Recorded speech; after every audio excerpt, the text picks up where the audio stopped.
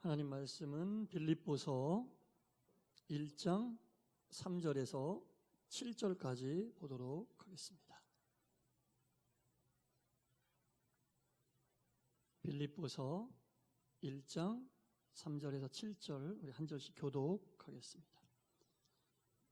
내가 너희를 생각할 때마다 나의 하나님께 감사하며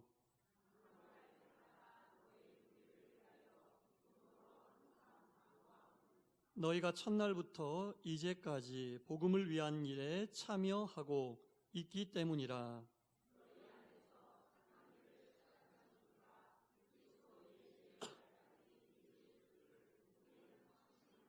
다 같이 내가 너희 무리를 위하여 이와 같이 생각하는 것이 마땅하니 이는 너희가 내 마음에 있음이며 나의 매임과 복음을 변명함과 확정함에 너희가 다 나와 함께 은혜에 참여한 자가 됨이라.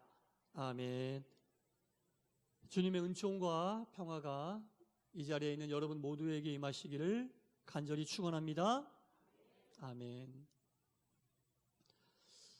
누가복음 13장에 보면 우리가 잘 알고 있는 비유의 말씀이 나옵니다. 열매 맺지 못한 무화과 나무에 대한 비유인데요. 어떤 주인이 자기 땅에다가 사람을 시켜서 무화과 나무를 심었습니다. 무화과 나무를 심는 이유가 뭐예요? 무화과 열매를 얻기 위하여 심었거든요. 그런데 이 무화과 나무에서 열매가 맺혀지지 않습니다. 1년이 지나고 2년이 지나고 3년이 되었는데도 이 무화과 나무에서는 열매를 맺을 생각을 안 합니다. 그러니까 이 주인이 이 일꾼을 시켜서 이렇게 이야기합니다. 이 나무를 찍어버려라. 괜히 땅만 낭비하고 있다. 이해가 되시죠?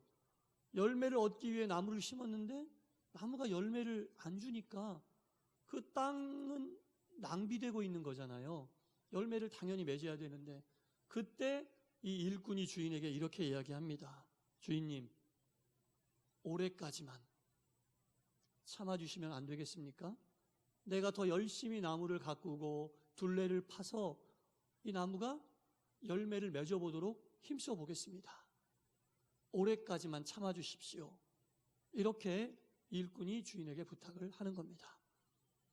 그래도 혹시 열매를 맺지 않으면 그때 가서 찍어버려도 되지 않겠습니까?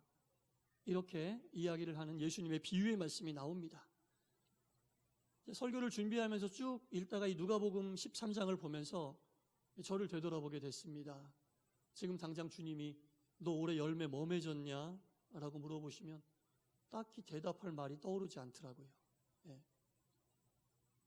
당장 찍어버린다고 해도 별로 주님 앞에 내세울 만한 것이 생각이 안 납니다.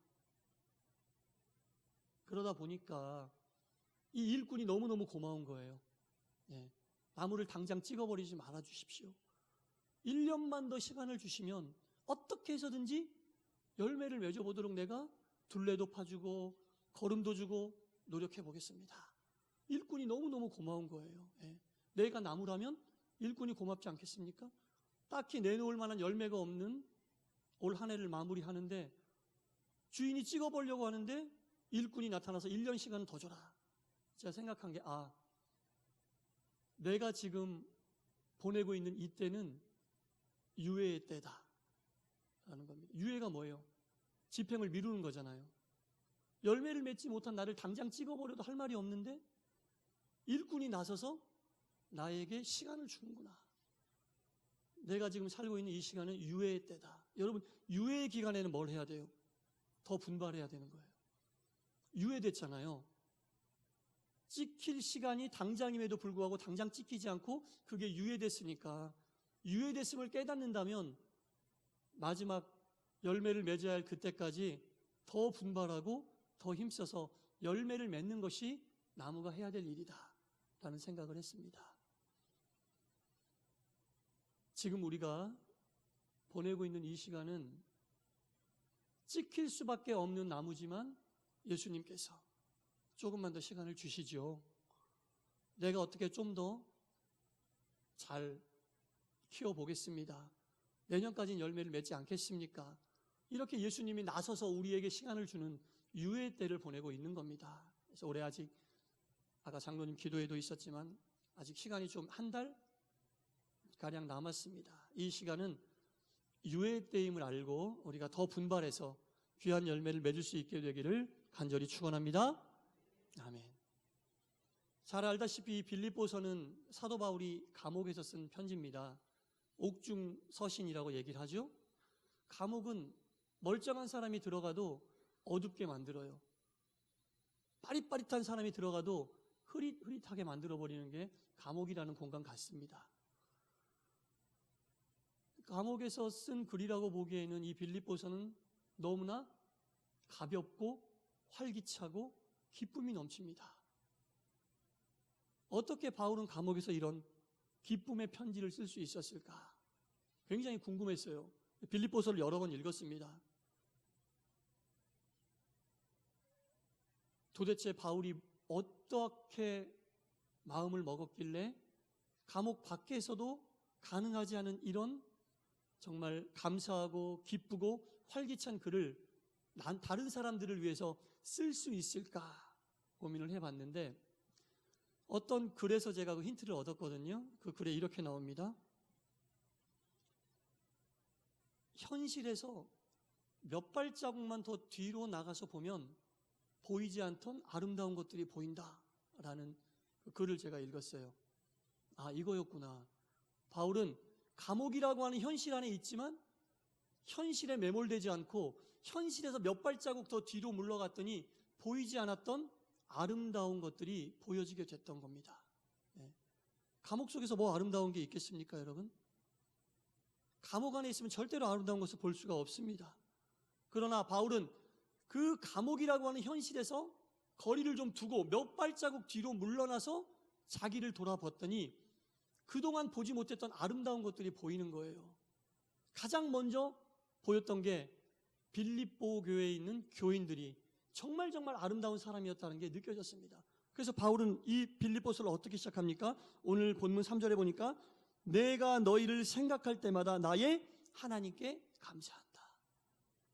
감옥 안에 있는 바울이 빌립보 교회 교인들을 생각할 때마다 너무너무 하나님께 감사한다는 거예요. 네.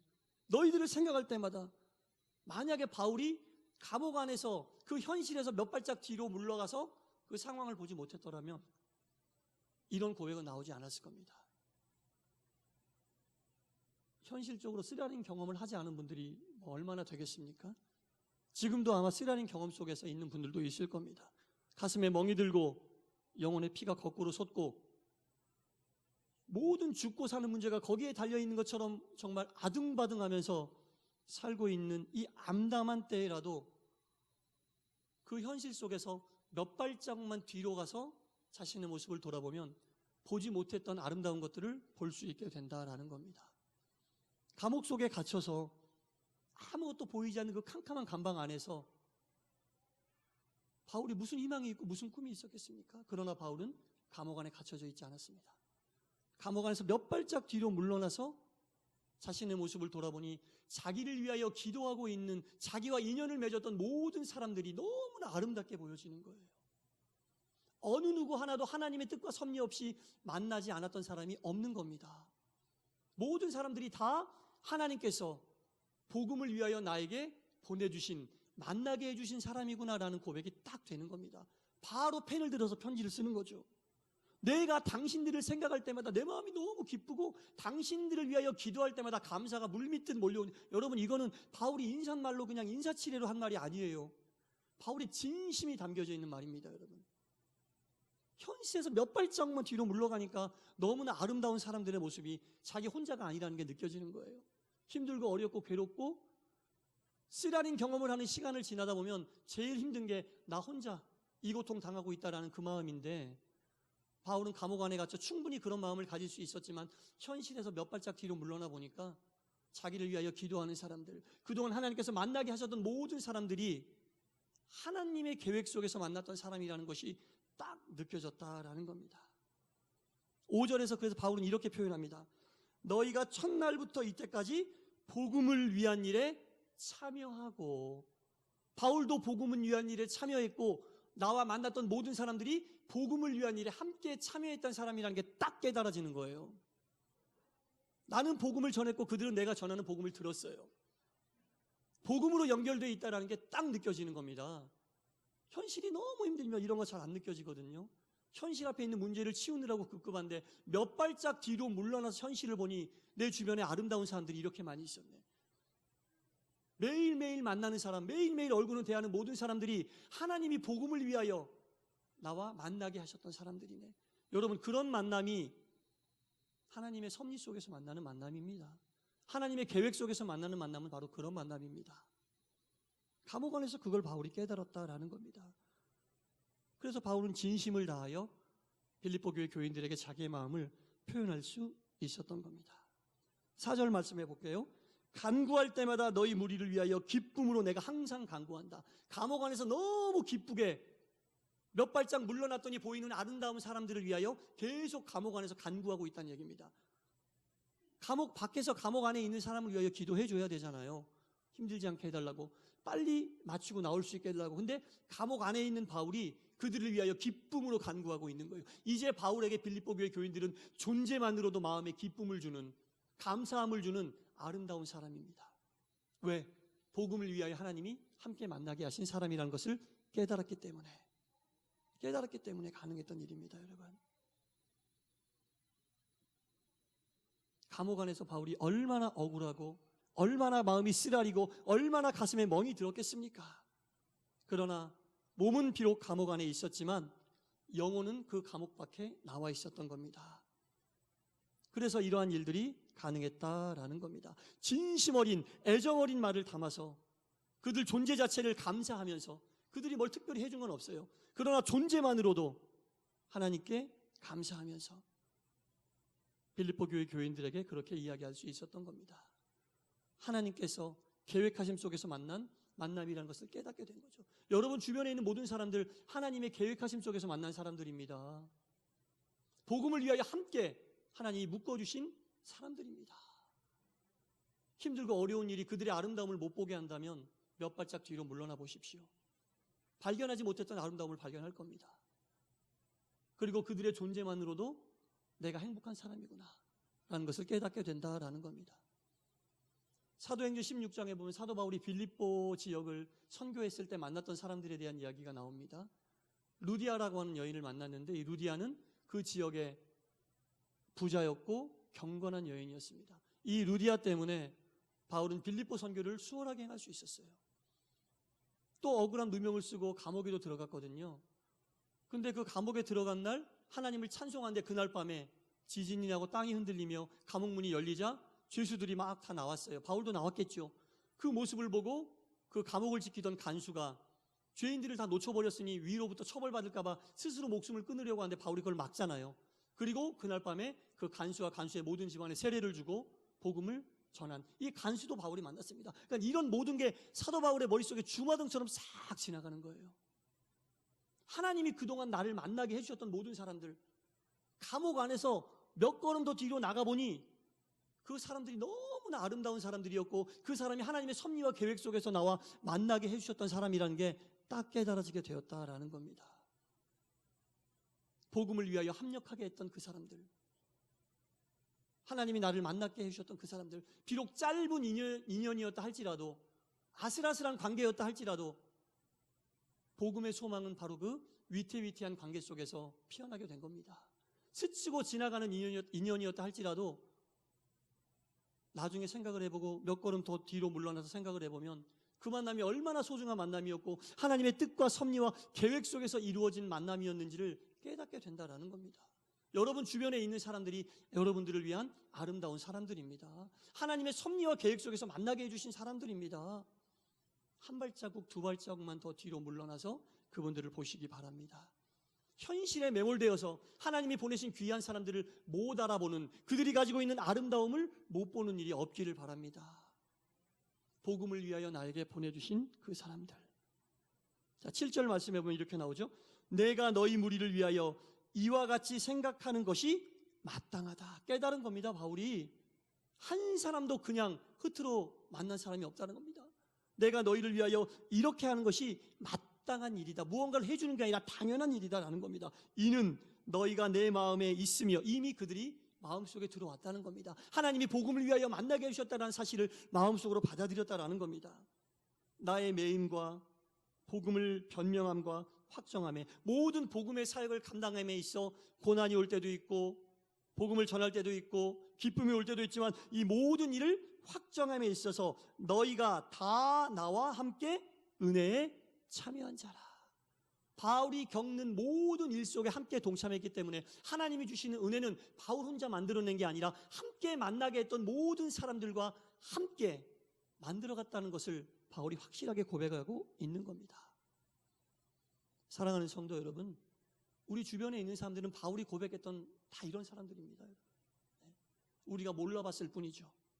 현실이라고 하는 그 속에서 갇혀있기 때문에 아름다운 것들을 발견하지 못하고 나와 함께 복음의 길을 동행했던 그 사람들을 몰라봤던 겁니다. 나와 다 기도로 연대가 되어 있고 말씀으로 연대가 되어 있는 이 사람들을 우리가 알아보지 못했다라는 겁니다. 오늘 이 말씀이 우리에게 준 교훈이 뭡니까? 빌립보서 1장 6절 말씀이 이렇게 나옵니다.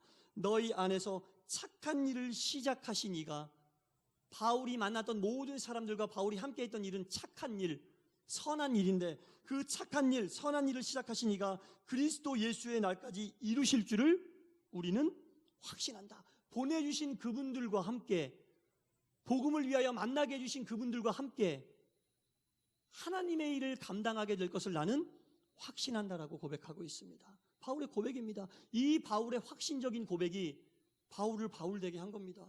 힘들고 어렵고 괴로워도 자기 혼자가 아니라, 비록 감옥에 갇혀 있어도 위하여 기도해 주는 사람들이 있고 하나님이 만나게 해주셨던 그 사람들의 아름다움을 발견하니 바울은 기쁘지 않을 수가 없는 거예요. 감사하지 않을 수가 없는 겁니다. 그 교인들의 존재만으로도 바울에게는 위안이 되고 기쁨이 되었다라는 겁니다. 이것을 누가 증언하며 증인이 되시느냐? 빌립보서 1장 8절에 보면 내가 예수 그리스도의 심장으로 너희 무리를 얼마나 사모하는지, 내가 예수 그리스도의 심장으로 너희 무리를 얼마나 사모하는지. 예수 그리스도의 심장할 때 이 심장은 헬라어로 창자란 뜻이에요. 창자. 우리가 애탄다고 얘기하죠. 애탄다, 애끓는다. 그 애가 창자거든요. 창자 속 깊은 곳에서 그 나오는 뜨거운 마음으로 내가 너희들을 사모한다라는 겁니다. 예수 그리스도의 그 뜨거운 창자 속에서 나오는 그 뜨거운 심장으로 너희 무리를 얼마나 사모하는지 누가 증인이라고요? 하나님이 증인이시다. 일체 거짓말이 없다. 내가 하는 이 인사와 이 사랑의 표현은 하나님이 증인이 되시는 말이다. 거짓말이 아니라 진심이다라는 겁니다. 하나님께서 만나게 해주신 이 귀한 만남, 아름다운 주변의 사람들을 바울은 인제 감옥 속에서 깨닫고 고백하는 거예요. 복음을 위하여 만나게 해주신 이 선하신 계획을 알고 그들을 내가 사랑함은 예수님의 심장으로 그들을 사랑하고 그들이 있다는 존재만으로도 나는 사명과 사역을 감당할 수 있다는 것을 바울이 고백하고 있습니다. 우리 주변에 있는 모든 사람들을 대할 때에 현실에 매몰되어 그들의 아름다움을 발견하지 못한 일이 없어야겠고요. 모든 사람들은 하나님이 복음을 위하여 만나게 해주신 사람임을 반드시 기억하면서 그들을 어떻게 사랑해요? 예수님의 심장으로, 창자 속 깊은 곳에서 나오는 그 뜨거운 마음으로 함께 사랑할 때에 우리 교회는 하나님 보시기에 합당하고 여러분 모두는 바울과 같은 귀한 마음을 깨닫고 주의 길을 가는 귀한 주님의 자녀들이 될 줄 믿습니다. 기도하겠습니다. 하나님 아버지, 사도 바울은 감옥에서 정말 귀한 것을 깨달았습니다. 감옥이라고 하는 현실 속에 있었지만 몇 발짝 뒤로 물러가 보니 보지 못했던 아름다운 것들이 보이고 느끼지 못했던 아름다운 사람들의 모습이 보이게 되었습니다. 바로 그들에게 편지글을 씁니다. 내가 너희를 생각할 때마다 나는 나의 하나님께 감사한다. 나는 너희를 예수님의 심장으로 사랑한다. 이것은 하나님이 증인이시다라는 고백을 정말 솔직하고 담백하게 할 수 있었습니다. 하나님, 이 시대를 살고 있는 우리들도 바울과 같은 이런 고백을 할 수 있도록 인도하여 주시옵소서. 현실에서 몇 발자국만 뒤로 물러나면 보이지 않았던 것들이 보이고 주변 사람들의 아름다움을 발견하지 못했는데 그들의 아름다움을 볼 수 있습니다. 모든 만남은 하나님이 복음을 위하여 만나게 해주신 만남임을 깨닫게 됩니다. 하나님 아버지, 주변에 있는 우리의 가족, 우리의 친구, 이웃, 동산의 모든 교우들이 이런 만남과 관계가 되게 하여 주시사 복음을 위하여 하나님의 뜻과 섭리와 계획 속에 만났다는 이 사실을 기억하게 하시사 모두가 힘과 정성과 애씀으로 합력하여 선을 이루게 하여 주옵소서. 예수님 이름으로 기도드리옵나이다. 아멘.